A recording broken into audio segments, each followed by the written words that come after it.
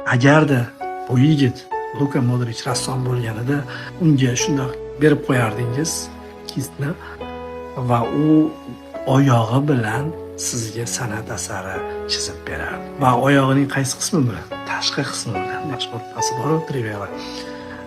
Agar u shoir bo'lsa, shunaqa bir tashqaridan ma'no olib kiradigan darajadagi iste'dodli shoir bo'lardi. Umuman san'atkor yigit Luka Modric eng yaxshi bo'lgan. Luka Modric oltin to'p oldi.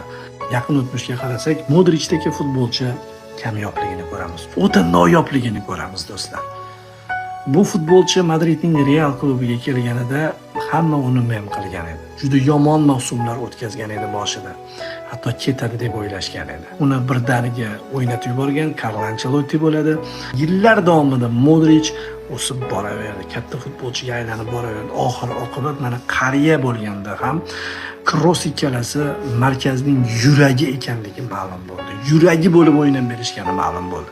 Ana shunda yurak hozir to'xtadi. O'qib chiqing, ijtimoiy tarmoqlarda juda ko'p futbolchilar Modric bilan qanday xayrlashyapti. Lamin Yamallargacha raqib jamoa vakillari tomonidan ham yangrayotgan so'zlarni ko'rib turib, Modric hamma tomonidan e'tirof etilgan bir o'zgacha futbolchi ekanligini bilyapmiz.